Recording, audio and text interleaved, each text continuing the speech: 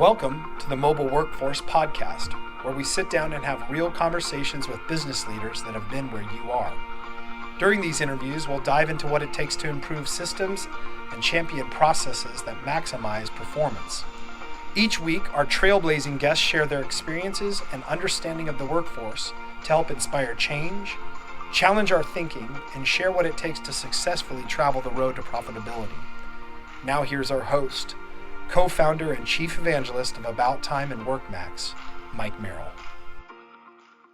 Hello and welcome to the Mobile Workforce Podcast. I am your host, Mike Merrill, and today we are sitting down with my friend, Charles Antis.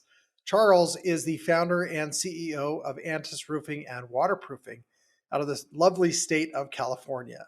And Charles is an expert at being community-minded and also is a great role model within the construction industry and especially in the roofing space and their communities. So Charles, thank you so much for joining us on the podcast today. Looking forward to another great conversation. Well, thanks for that really, really generous intro. I'm ready to talk now. You got me all ready. Awesome. I love it. Well, you and I kind of hit it off as friends at the Best of Success event that we attended recently, and just had an instant connection with you. And I was drawn to your warm personality, your lighthearted humor, and ability to gather, people around you that just seem to be interested in what you have to share. What is it about roofing and this space that helps you be so giddy and positive? Well, you just really hit on something right on the bat there. It is the space of roofing. We are a generous and storytelling group of people that we provide that basic need of shelter, and we understand that. But you and I hit it off because we both knew we had something in common, and it was about doing something good. Like Ronald McDonald House, and I got to show, I'm wearing the socks today. Gosh, this is a tight set to do that. But I got to tell you, we hit it off because we both knew things like that, like families need to be close to their sick kids. And we love that this industry supports it. But I'm wearing a new jacket. And I'm going to make your point. Last night, I got to go to the all Laker Access Pack. I got to go back and sit with Kurt Rambis and Byron Scott and all these old legends. And as I was talking, and Michael Cooper was teasing us, all of a sudden my jacket opened up, and Lonnie, the Lakers shooting guard, Lonnie Walker, he looks at that and he goes, "What are you doing at Boys and Girls Club?" I said, "I just joined the board." And he said, "Man, I'm an alumni of Boys and Girls Club." And so what happened in that moment of all those acquaintances, all those new people that were legends to me, but they just met me, most of them, in that moment, Lonnie and I had that thing in common. Just like you and me, Mike, we had that thing in common. We knew that we believed that kids need to be held tight and they need to be looked at when they're young and say, "Look at you." And so I'll always have that connection. Next time I see him, he'll probably remember me. He won't remember what happened, but he'll remember how we felt. And that's why you and I feel good about each other. And that's why this industry has so much in common. We have so many people in the construction trade that love to donate their services, come together, and together see what we can do as a community to make our community stronger. Yeah, your sense of community is second to nobody that I've ever met. And I could feel that just not from just hearing you talk and watching your expressions, but the spirit of what you're trying to convey is very evident. And I just very much appreciate that about you. Thank you. So tell me this, how does a roofing contractor get so involved in their community? I mean, I don't think this is as common as would be nice. I mean, what is it about this that speaks to you so boldly? Well, there's just some common elements that we were trained by our fathers and parents. I say my father when I mean my parents, but my dad taught me to work hard. I grew up in Oregon where all the men that I knew worked hard, either in logging camps or in lumber mills, and it was dangerous work, but you worked hard. And my dad never ever cheated. He never stole anything. He never lifted a cup out of a mall. He always paid his taxes. So my dad taught me two things: work hard and always do the right thing. So when I ended up in roofing, there became kind of a magic moment that was disguised as kind of a horrible moment for me.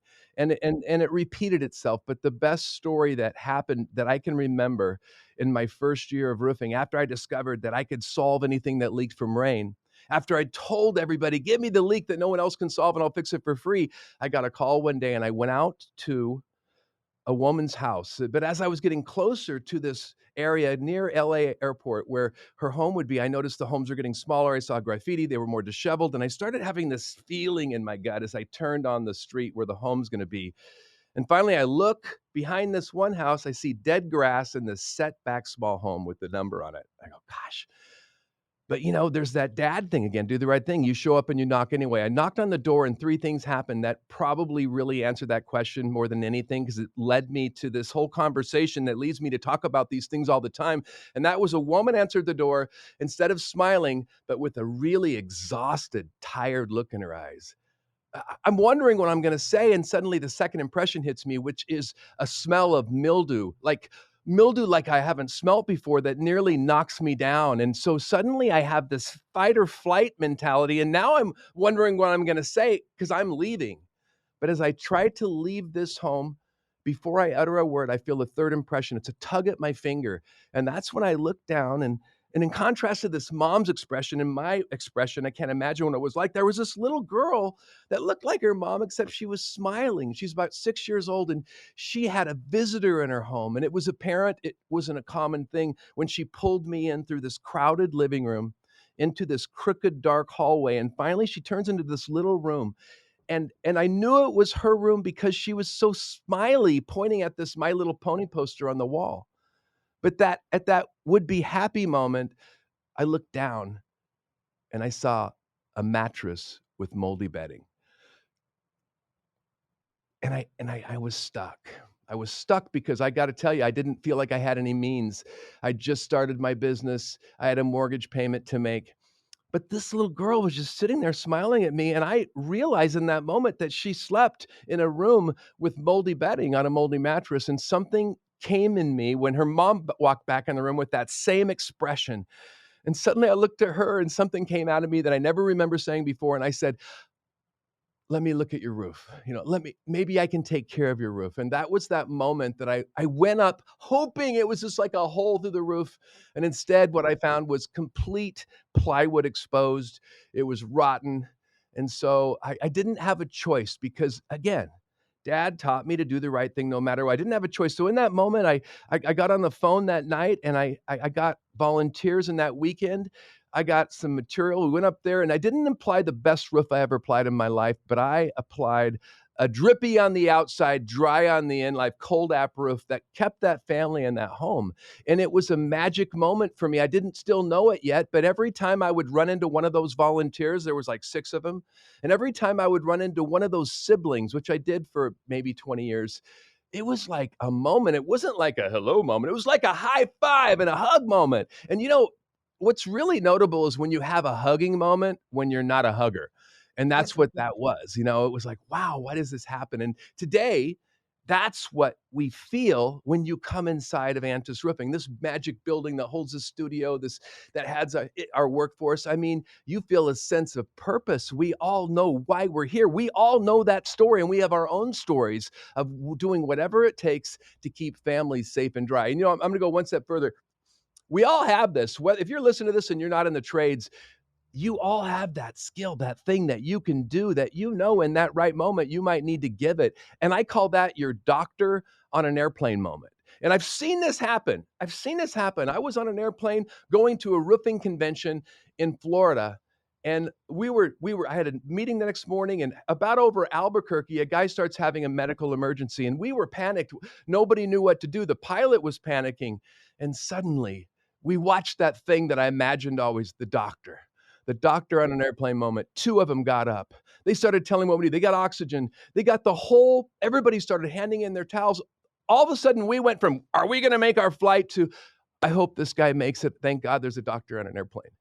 Now, I got to tell you, what's great is we can go beyond and we can give further, because when that flight landed in Albuquerque and when I met that British doctor that sounded so noble, I found out he wasn't a doctor.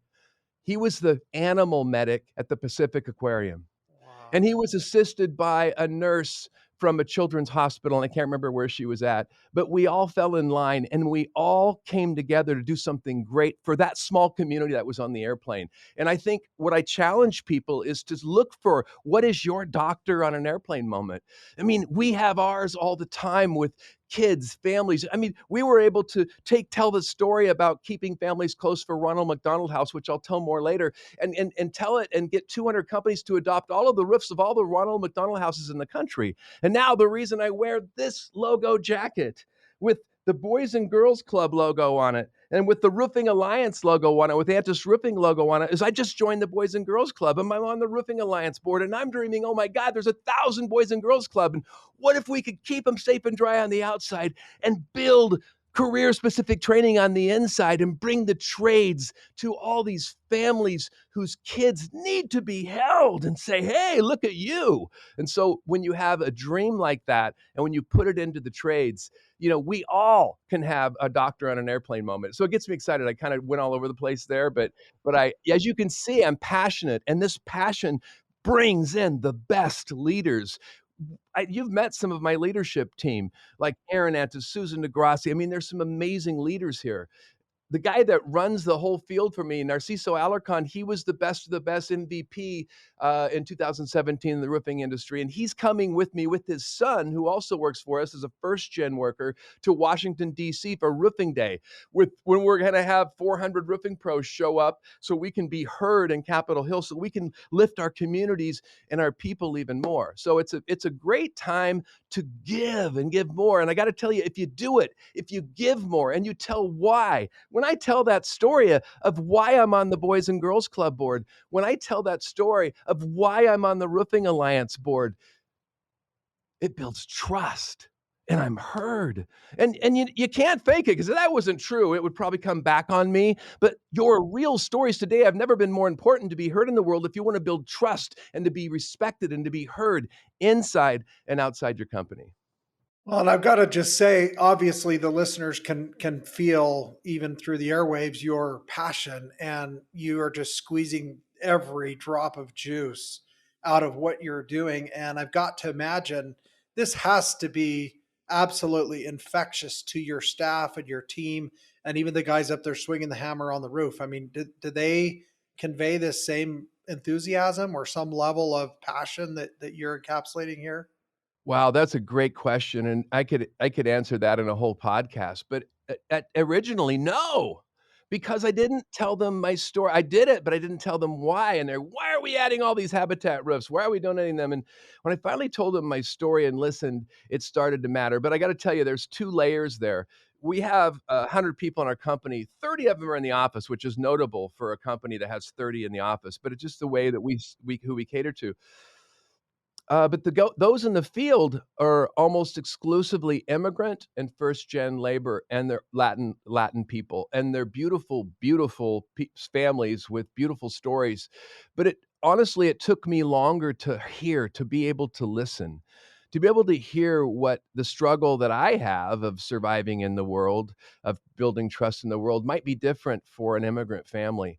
I think that when we were really able to listen and build bridges, and not only just build like leadership training, but build leadership training focused from people born in Latin American companies, focused on teaching EQ and leadership skills. When we were able to, when we were able to show a deeper level of caring, when I'm able to go out in the field and say, hey, you guys, you first gen working with your dad in your dad's company, do you know how much your dad makes? It's pretty good. Do you know how much our salesmen make? Do you know they make can make 3 times what your dad makes? Why aren't you coming to sales? And now I see all these first gen people coming in the office. And then I see these first gen and immigrant people, some of them don't have their own homes, showing up on a habitat build. And I see Telemundo interviewing them and go, hey, why are you here donating your time when you don't even have your own home? And then I hear Narciso, our leader, say, because we're all together, man, we're all in community together. Then I start to think that we get it. But I got to tell you, if you're going to build real bridges to all the way to your people, you have to listen. You have to find out, not just tell them your story or what you care about. My story of my twins being born premature, and why I needed to be close to my twins that day, and how one day Ronald McDonald House gave me a granola bar that calmed my heartburn so that I could lay Charlie skin on my chest so he could heal. And that's why I give back to Ronald McDonald House. Well, I need to hear their story. I need to hear their story, like my accountant's story of her sick aunt with cancer and why she gives to American Cancer Society. And once I build that bridge to her, I learned to trust her. And whether I liked her or not, I learned to love her. And I think when you build that kind of real power into a company and you really listen, you're able to build some amazing programs. We really listen to the stories in the field. I got to tell you a story that is so beautiful that it's so uncommon. There's honor and respect the way we were taught the word. And let me tell you, honor and respect the way it was given to me by a guy named Pedro Vasquez, who used to work for me that now is self-employed. Pedro tells me that when he was young, growing up in the plains of central Mexico at 7 years old, his dad would come in about 3:30 in the morning and say, "Hey, Pedro, hey," wake him up and he'd say, "Hey, Pedro, will you come to work with me on the farm for a couple hours before you go to school today?" And Pedro would clear out his eyes and say, "Yes, Dad."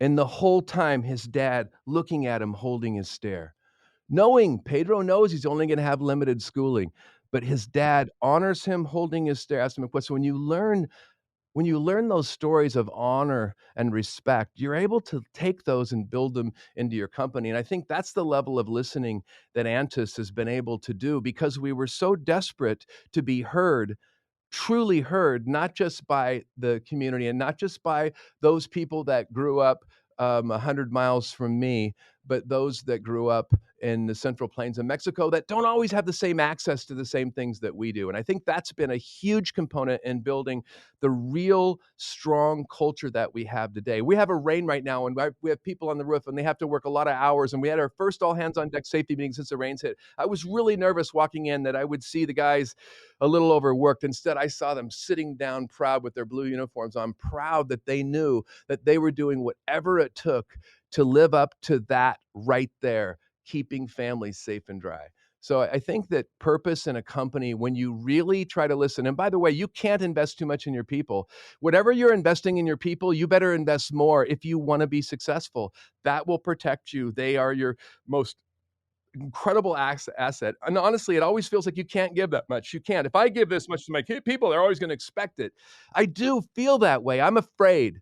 But man, when I push through those boundaries and do it anyway, it's like there's a flow that's a beautiful flow. And you asked earlier, do you love it? Oh, I love it. I have the best CEO job in Orange County, but it's not that. My COO, Susan DeGrassi, she claims that this is the best job she's ever had. And I hear that in this company. I don't want to put that out there that people have to say that.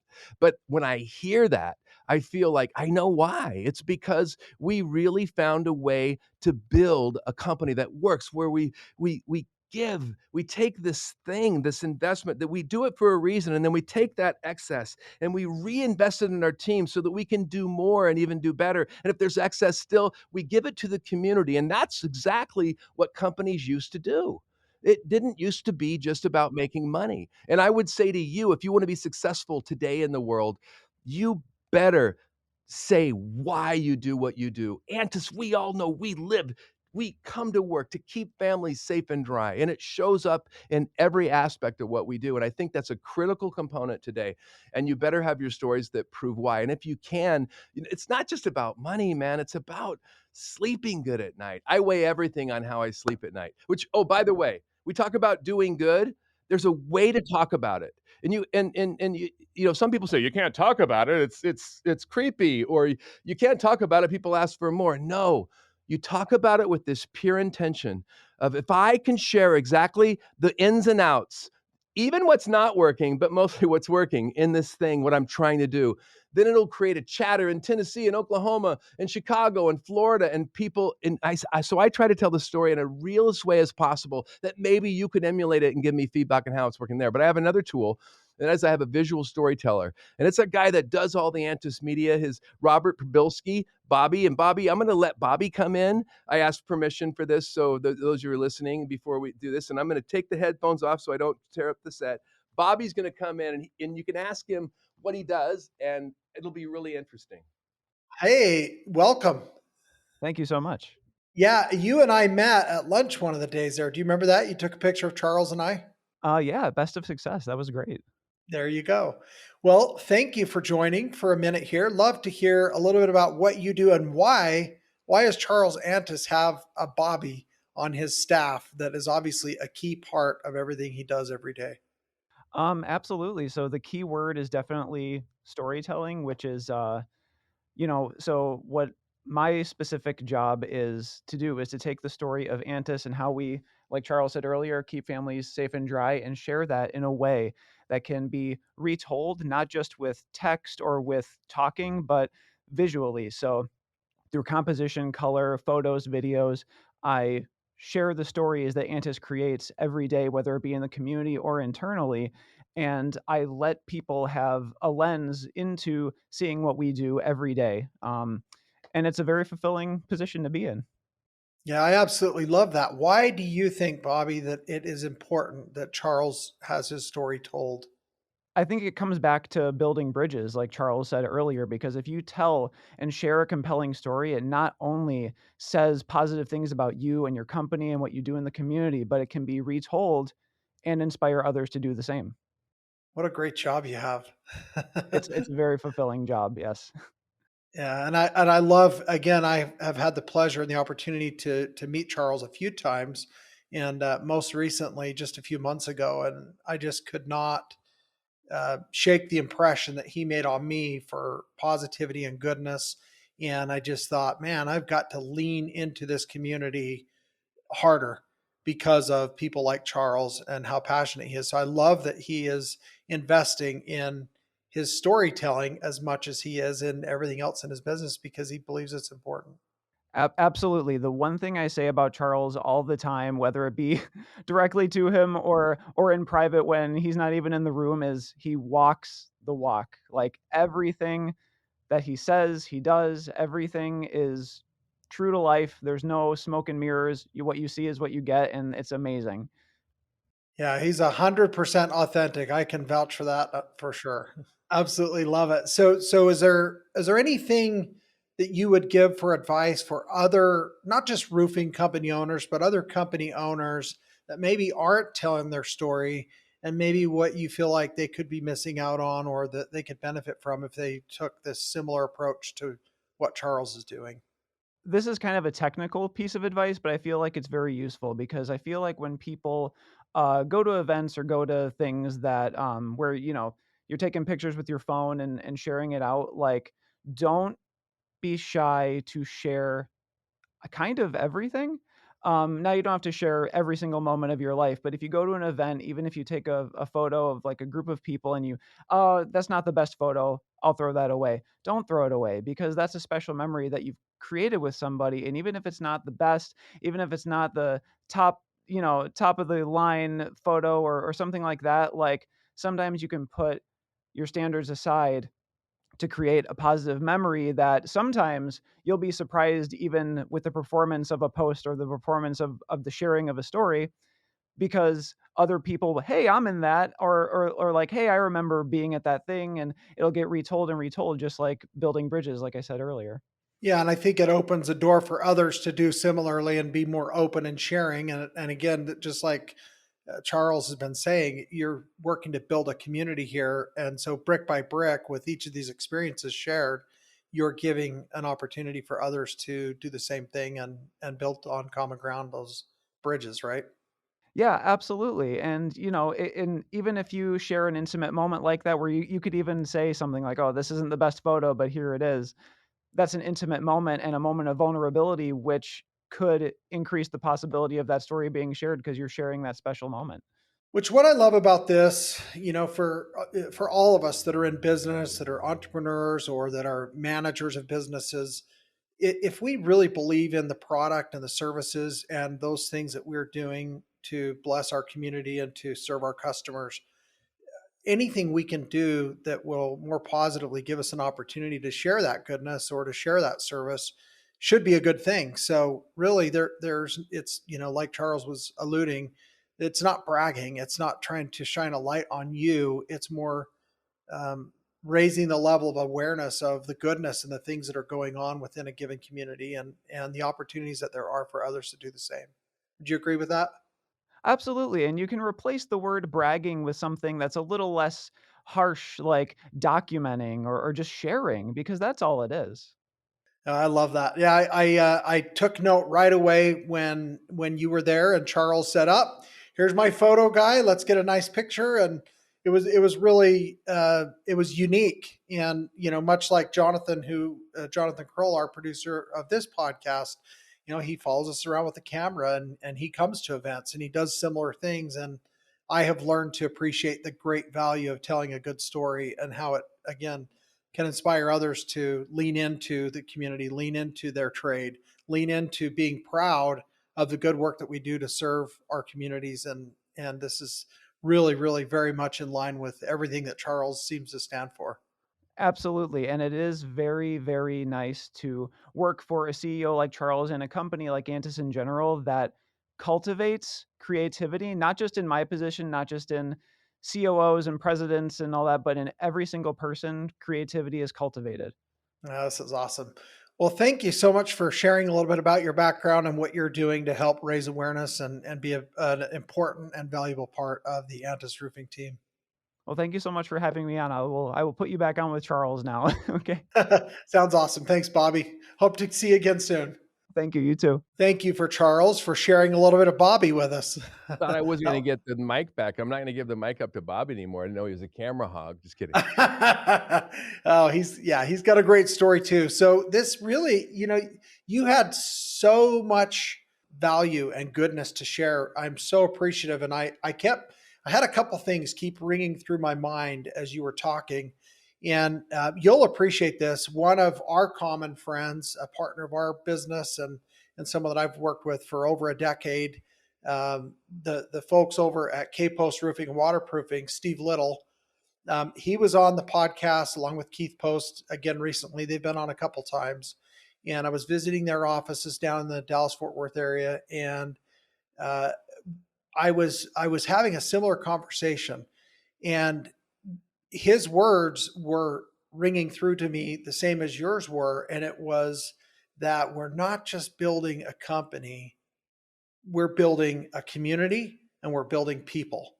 And that goes for their staff, their personnel, their team, and then again, the community that they serve. And I just got to say, the work that you're doing out in California and the work that K Post Roofing and Waterproofing is doing down in the Dallas Fort Worth area, I mean, it is truly a beacon of light to our industry, not just the roofing trades, but I think, you guys are phenomenal ambassadors for the great and important work that we're all involved in. And I really appreciate you leading from the front as an example. Thanks for telling me that, but you have that same vibe as Steve, and I first met Steve 7 years ago. I went to my first committee meeting for the NRCA, and it was about, giving. It was a social responsibility type committee, and I opened my mouth in there and said, "I don't think we're really what we're doing in here is that impressive." And this is it came out wrong. I came out a little bit of an ass, and I felt, "Oh, my that came wrong." And I felt like and somebody in the room said, "Well, Mr. Ants, if you think there's gonna be a lot of change around here, I think you're mistaken." And I said it again. I go, "I think that's the wrong. I think we need to really do something big." And that was before we came up with the idea of Ronald McDonald House. But this was the most amazing moment because Steve came up to me after the meeting. He saw that I was feeling bad. He saw in me that I thought I shouldn't have said what I said. And he pulled me aside and he said, "Charles, thank you for what you said. You must keep saying it. You are a disruptor and the industry needs you." So I have my Steve Little Wow. stories. I've got a lot of them. I love to speak with him. I was, at Best of Success where I saw you last. He was speaking up there twice because he's got a lot to Yes. say. And so I think that we need those people. We do need as an industry to come together, whether it's walking in DC together. It's amazing what that does for us walking shoulder to shoulder in a trade that's so proud. And it's amazing what we can do together when we look toward the community. There's something about the way the public sees us roofing pros up there with that ability to go up on a roof when no one else will go and keep a family safe and dry. There's something simple and powerful about the metaphor of us doing that as a trade. And you see great companies that are taking advantage of that and doing it. When you go to the trade show and you see the GAF show, you don't see them just promoting Good 360 and Habitat for Humanity. They actually have a booth of Habitat for Humanity inside their booth. What is that? They're living what they're saying. At Antis, we're pound for pound GAF. We live what we say, and you can feel it, you can sense it the moment you walk through the doors. And I'm proud of this team. I'm glad you got to meet another person besides me. Yeah, and one other thing I'll say too, it brings to mind hearing you talk, Charles, about your team members, their family, these folks. You're talking about their culture and where they come from and their children. You don't hear a lot of business owners talking about their employees and their employees' children and how they're getting involved and how can we get them involved, and you're actually telling them of the opportunities that they have to make a bigger impact financially on their family's income by getting a sales position or something that could reward them even more favorably. And back to Steve Little, at K-Post Roofing and Waterproofing, they've got the nationality flags of all of their teammates that are displayed there at their office, where everybody has an opportunity to feel honored and respected and noticed. And I know that your staff feels the very same way. And I just applaud your example, and you're shining this light for others in the industry and those that I speak with to, again, hear your voice and learn from the things that you're doing, because I think we have an opportunity here as people that help build America, that help build the world and keep it safe and dry, as you're saying, keep things running. I think we have an opportunity here. And I just appreciate you being an advocate for the trades, because it's a blessing. Well, thank you. It's a great time to stand up shoulder to shoulder with folks like me, Steve Little, and you. It's a great time to stand up being an advocate for shelter. There's something about even just putting our hands like that. That's powerful. When I talk about the simple rules of flashing, how everything above overlaps everything below. When I talk about the flow of water, I mean, we teach our leak techs to think like water, because we all had to lay up our heads up on the roof and imagine we're a bead of water. And what we learned, this is beautiful. We've learned that where there is failure, water will find it always. It does not pause to preside. It simply flows without bias to find the weakness. And that's what we do on the roof. And that's what we do in community. And as a trade, nobody does it better. Wow. Well, this has been a phenomenal discussion. I absolutely have to have you back on again. We need to record another episode, because I think there's just too much goodness to share. And I would love it if you could come back and join us again next week. I'll say yes. Awesome. Well, I guess, Charles, just for parting words on this episode, what's the takeaway that you hope people come away with after our conversation? I don't know. I think that we just left it so up there, wow, look at you. You're in the roofing trade. You provide shelter. Doesn't that feel good? Don't you sleep well at night knowing that you keep families safe and dry? And I'd say join us. There's so much room for you lifting our trade, because our trade lifts our families and it lifts our communities. We're able to truly advocate for keeping families and people and veterans and mothers and fathers and children safe and dry. Love it. Thanks again, Charles. My pleasure. Thank you for joining us today on the Mobile Workforce Podcast, sponsored by About Time Technologies and WorkMax. If you liked the conversation we had today, or were able to learn anything new or helpful, please make sure to follow us on our WorkMax page on LinkedIn and on Instagram at WorkMax_. And subscribe to the show on iTunes or your preferred podcast platform so you will never miss another insightful episode. Also, if you enjoyed the podcast, please leave us a 5-star rating and review and share the show with your friends and colleagues. Your support means the world to us and will allow us to continue providing impactful information with others looking to improve their results in their business and, in turn, their life.